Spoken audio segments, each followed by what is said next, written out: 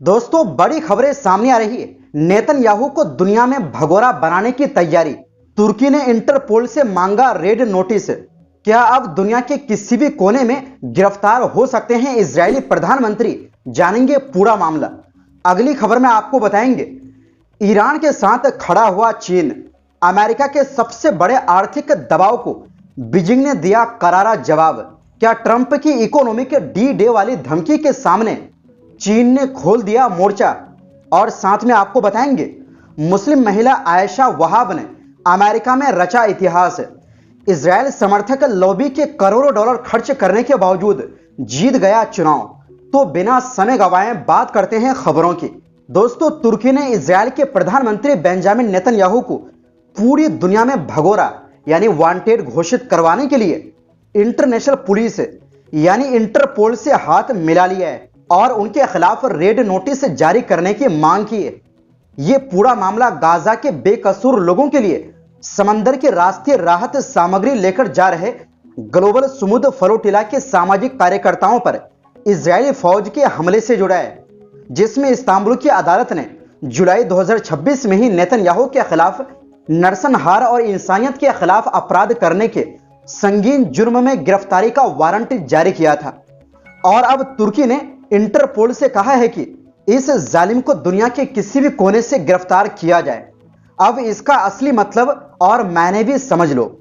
इस कदम से आखिर होगा क्या? पहली बात तो यह कि इस रेड नोटिस की मांग से नेतन्याहू पर अंतरराष्ट्रीय स्तर पर बहुत बड़ा मानसिक और राजनीतिक दबाव बनेगा, जिससे पूरी दुनिया के सामने इजरायल की साख और खराब होगी। दूसरा बड़ा मतलब यह है कि अगर इंटरपोल इस मांग को मंजूर करके रेड नोटिस जारी कर देता है तो दुनिया के करीब 190 से ज्यादा देशों की पुलिस के पास नेतन्याहू को देखते ही गिरफ्तार करने का कानूनी हक आ जाएगा, जिसका सीधा मतलब यह है कि नेतन्याहू का अपने मुल्क से बाहर कदम रखना और दूसरे देशों की यात्रा करना पूरी तरह दूभर यानी मुश्किल हो जाएगा। इसके अलावा तुर्की के सदर रजब तैयब एर्दोगान ने इस कानूनी कार्रवाई के जरिए पूरी दुनिया की मुस्लिम अवाम और मजलूमों को यह साफ पैगाम दे दिया है कि वो फिलिस्तीनी भाइयों के साथ सिर्फ बातों में नहीं बल्कि जमीनी और कानूनी तौर पर पूरी मजबूती से खड़े हैं और गाजा में हो रहे कत्लेआम के गुनहगारों को बिना सजा दिलाए चुप नहीं बैठेंगे। दोस्तों, इन दोनों पर सिर्फ नरसंहार ही नहीं बल्कि बेगुनाहों पर टॉर्चर करने, डकैती डालने, इरादतन चोट पहुंचाने और जहाजों को अगवा करने जैसे बेहद संगीन इल्जाम लगे। और तुर्की के मंत्री ने साफ लफ्जों में दो टूक कह दिया है कि वो गाजा में हो रहे इन गुनाहों पर पर्दा डालने की इजरायल की किसी भी साजिश को कामयाब नहीं होने देंगे, क्योंकि नेतन्याहू की सरकार को बेगुनाहों के कत्लेआम से छूट का कोई अधिकार नहीं है। और तुर्की अपने राष्ट्रपति रजब तैयब एर्दोगान की अगुवाई में मजलूम फिलिस्तीनी भाइयों के साथ पूरी मजबूती से खड़ा रहेगा और इन गुनहगारों को कानून के कटघरे में लाकर ही दम लेगा। वैसे तुर्की के इस कदम पर आपकी क्या राय है? अपनी राय कमेंट बॉक्स में जरूर दें। वहीं दूसरी ओर दोस्तों, चीन ने शुक्रवार को साफ कर दिया है कि वो ईरान को आर्थिक रूप से अलग थलग करने के अमेरिका के अभियान में शामिल नहीं होगा। बीजिंग ने अमेरिकी ट्रेजरी सचिव स्कॉट बेसेंट की उस अपील को सिरे से खारिज कर दिया है जिसमें उन्होंने चीन से अमेरिकी नीतियों का पालन करने को कहा था।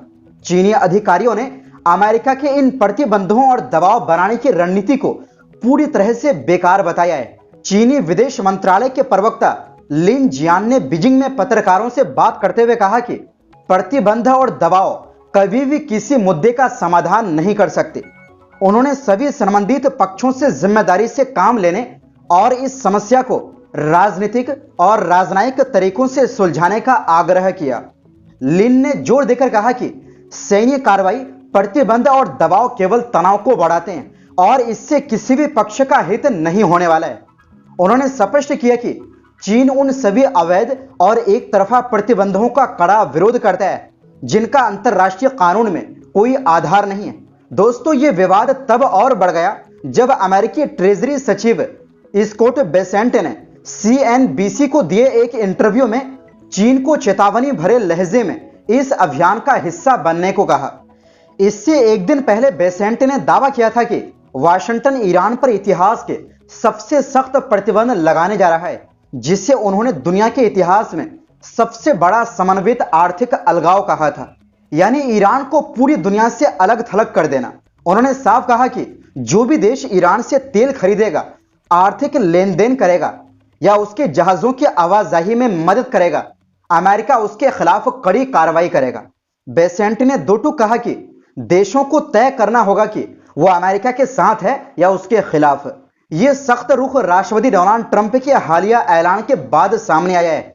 ट्रंप ने इस अभियान को अब तक की सबसे विनाशकारी आर्थिक कार्रवाई बताते हुए इसे इकोनॉमिक डी डे यानी आर्थिक युद्ध का दिन नाम दिया।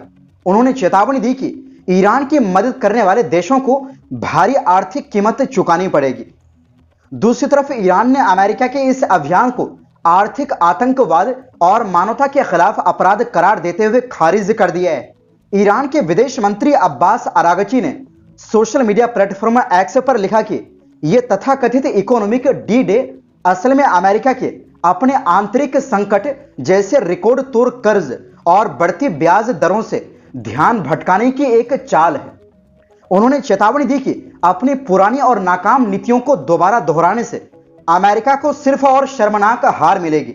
ईरान के विदेश मंत्रालय ने साफ किया है कि इस तरह के कदमों से देश की स्वतंत्रता, संप्रभुता और राष्ट्रीय हितों की रक्षा करने का उनका संकल्प कमजोर नहीं होगा। वहीं ईरान की संसद के अध्यक्ष मोहम्मद बागिर गालिबाफ ने अमेरिकी अधिकारियों की धमकियों का मजाक उड़ाते हुए कहा कि वाशिंगटन के अधिकारी अपनी औकात से बाहर की बातें कर रहे हैं।